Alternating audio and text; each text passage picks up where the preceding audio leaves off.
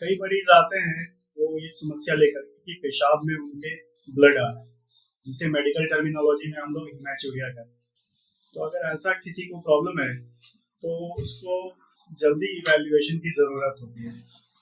तो अगर किसी को ऐसा प्रॉब्लम हो रहा है तो आप क्या उनसे पूछोगे बिना किसी जांच किए हुए कि ये कारण पता लग सके कि ये ब्लड जो आ रहा है ये किसी सीरियस कंडीशन की वजह से आ रहा है और ये कहाँ से आ रहा है। अगर पेशाब में खून आ रहा है तो उनसे सिंपल एक क्वेश्चन पूछना है कि पेशाब में ब्लड जब आता है वो पेशाब करने से पहले आता है, स्टार्टिंग में आता है, या फिर पेशाब करने के बाद थोड़ा कुछ ब्लड आता है, या फिर किसी किसी में पूरे पेशाब के साथ मिक्स होकर ब्लड आता है जिसको हम लोग ग्रॉस इमेजिंग कहते हैं।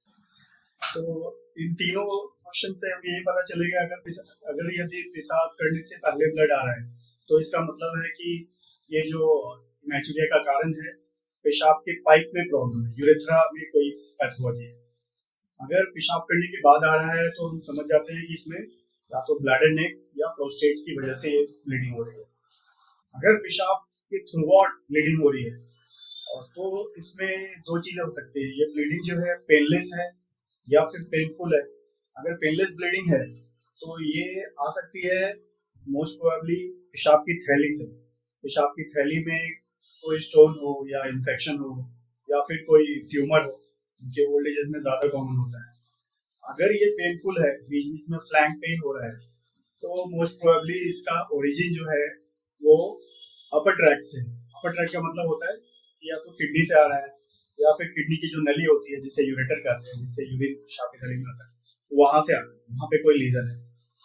अब ये हमें मोटा मोटा आइडिया लग गया कहाँ पर से ब्लड आ रहा है, तो फिर हम उसको डिफरेंशिएट करना होता है कि जो ब्लड आने का कारण क्या है लोकलाइज करने के बाद।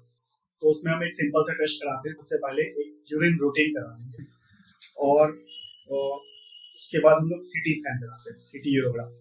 अल्ट्रासाउंड की सेंसिटिविटी इसमें कम होती है अगर पेशेंट को बहुत ज्यादा ब्लड आ रहा है। तो यूरिन रूटीन में हमें देखना है कि जो अगर यूरिन रूटीन में हमें पस सेल्स मिल रहे हैं, बैक्टीरिया मिल रहे हैं और साथ में आरबीसी मिल रहे हैं, तो इसका मतलब है कि ये कोई यूरिन ट्रैक्ट का इन्फेक्शन है, वहां से ब्लीडिंग हो रही है, उसकी वजह से ब्लीडिंग हो रही है। अगर यूरिन रूटीन में हमें प्रोटीन भी प्लस प्लस मिल रहा है, साथ में कुछ कास्ट होते हैं, कास्ट मिल रहा है और ब्लड भी मिल रहा है, तो इसमें हो सकता है कि कोई नेफ्रोलॉजिकल कॉज है। नेफ्रोलॉजिकल कॉज मतलब किडनी के अंदरूनी जो छोटे छोटे स्ट्रक्चर्स होते हैं, माइक्रो स्ट्रक्चर जिसको नेफ्रॉन कहते हैं, उसमें कोई डैमेज या इन्फ्लेमेशन है, उससे ब्लीडिंग हो रही है। तो ऐसे केसेस में हम उनको नेफ्रोलॉजिस्ट के पास रेफर करते हैं। वो किडनी की बायोप्सी करके पता करते हैं कि आखिर क्या प्रॉब्लम है, ग्लोमेरुलोनेफ्राइटिस का क्या कारण है, उसके बाद वो दवाई से ट्रीट कर सकते हैं। ये तो हो गए प्रोटीन कॉज। सीटी स्कैन कराने के बाद हमें बहुत सारी चीजें मिल सकती है। हो सकता है कि कोई स्टोन हो, जो ज्यादा कॉमन यही है, किडनी में स्टोन हो, यूरेटर में स्टोन हो, ब्लैडर में हो, यूरेथ्रा में हो, उसकी वजह से ब्लड आ रहा है। या फिर हो सकता है कि पेशाब की थैली में वो कोई गांठ है। अगर पेशेंट की उम्र 60 साल से ऊपर है और उसको ग्रॉस हेमाचूरिया हो रहा है तो मोस्ट कॉमनली ये ब्लैडर ट्यूमर की वजह से होता है।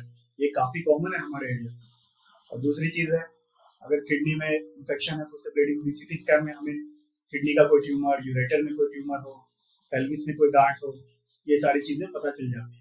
तो इस तरह से हम लोग डिफरेंशिएट कर लेते हैं क्या कारण है। तो आज जो हम एक मरीज का ऑपरेशन करने जा रहे हैं, उनको ग्रॉस हेमाचूरिया की प्रॉब्लम थी जो कि पेनलेस थी, उन्हें कोई पेनफुल नहीं हो रहा था। पेशाब में खून आने की वजह से उनका पेशाब रुक गया था। फिर हमने एक कैथेटर डाल के उनको ड्रेन किया। बाद में सीटी स्कैन में पता चला कि एक गांठ है ब्लैडर में। तो ब्लैडर में जो गांठ है उसका हम लोग ऑपरेशन करते हैं, उसको TURBT कहते हैं, transurethral dissection of bladder tumour. और ये TURBT मोनोपोलर करंट से, बाइपोलर करंट से, या जो सबसे लेटेस्ट एडवांस ट्रीटमेंट है TFL लेजर से इन ब्लॉक ट्यूमर को निकाला जा सकता है। तो हम लोग आज वो सर्जरी करने जा रहे हैं, TFL laser in block TURBT। Thank you.